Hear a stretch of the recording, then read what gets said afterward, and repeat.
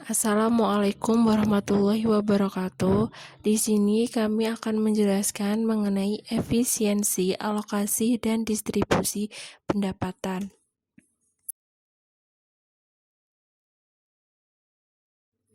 Kami dari kelompok 12 yang beranggotakan saya, Roni Suryaningsih, Devinta Aulia Ardianita, dan Mufid Amjad Dwi Putra. Berikut subbab pembahasan. Yang pertama, pengertian efisiensi alokasi dalam ekonomi Islam.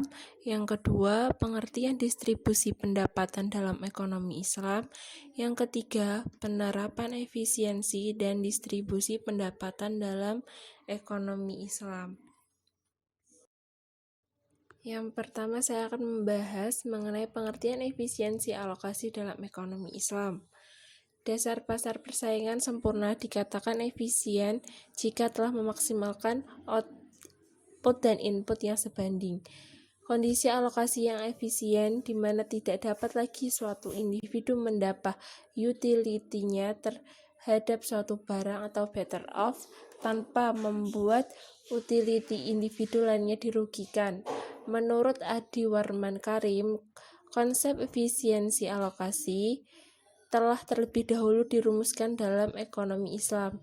Hal ini diintisarikan dari perkataan Ali bin Abi Thalib dalam kitab Nahjul Balaghah, jagalah kesejahteraan salah satu di antara kamu meningkat, namun pada saat yang sama kesejahteraan yang lain menurun. Perkataan sahabat ini menjadi dasar bahwasannya ekonomi Islam melarang adanya meningkatkan kesejahteraan pribadi dengan menyebabkan kesejahteraan yang lain menurun. Selanjutnya, ekonomi Islam melarang adanya pelaku ekonomi yang meningkatkan utilitas pribadi dengan mengurangi utilitas pelaku ekonomi lain. Efisiensi alokasi menjelaskan bahwa bila semua sumber daya yang ada habis teralokasi, maka alokasi yang efisien telah tercapai, yang dinyatakan dalam Martia 2016. Masing-masing unit ekonomi dalam pasar pertukaran memiliki keunggulan modal awal atau yang disebut endowment, yang berbeda satu sama lain. Dalam Mardia 2016 menyatakan, misalnya, endowment individu 1 lebih banyak pada barang 1, sedangkan individu 2 memiliki lebih banyak barang 2. Kondisi tersebut akan mengacu masing-masing individu untuk membuat dirinya better off dengan melakukan perdagangan 1 dan 2.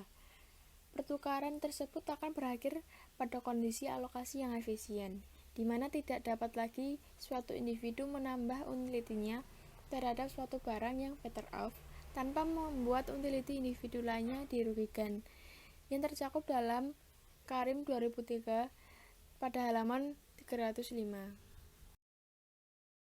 B. Pengertian distribusi pendapatan dalam ekonomi Islam. Distribusi pendapatan berdasarkan kamus ekonomi yang dimaksud dengan distribusi adalah functional distribution, yang merupakan sinonim dari pemasaran atau marketing. Sedangkan distribusi berdasarkan ekonomi Islam dilakukan berdasarkan kebutuhan sesuai dengan skala prioritasnya, yang dibalut dengan 5 indikator. Yang pertama, ada melindungi agama, yang kedua melindungi jiwa, yang ketiga melindungi pikiran, yang keempat melindungi harta, dan yang terakhir adalah melindungi keturunan. Dari 5 indikator ini mempunyai maksud syariah yang terdapat pada rumusan tujuan ekonomi Islam yang sesuai dengan syariat Islam.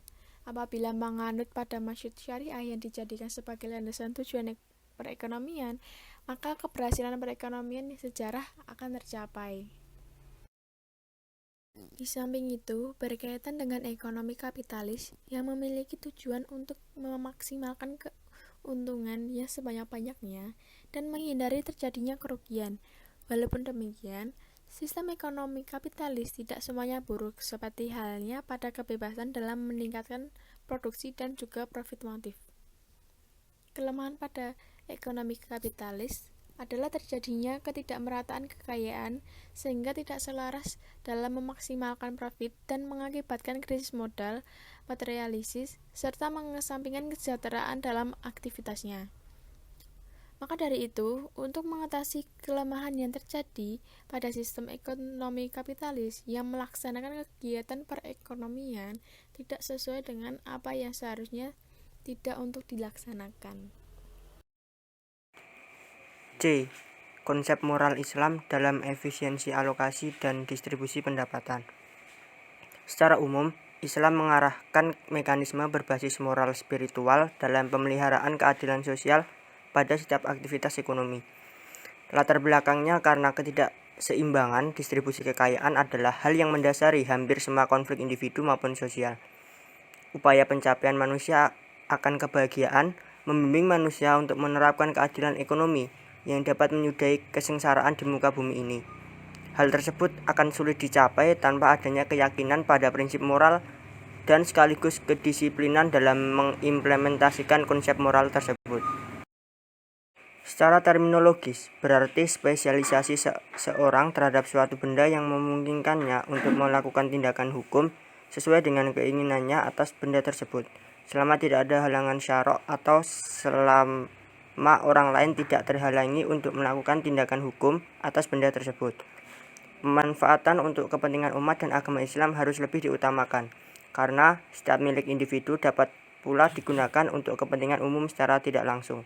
Sebaliknya, setiap kepemilikan kolektif tidak dapat mengganggu gugat kepemilikan pribadi, kecuali hal yang demikian itu ditujukan dengan menjalankan perintah Allah Subhanahu wa Ta'ala. Hanya saja Islam tidak mengenal musyadaroh, yaitu perampasan hak seseorang dengan dalih untuk kepentingan umum. Nah, itu tadi presentasi dari kelompok 12. Segala kekurangan kami memohon maaf yang sebesar-besarnya. Wassalamualaikum warahmatullahi wabarakatuh.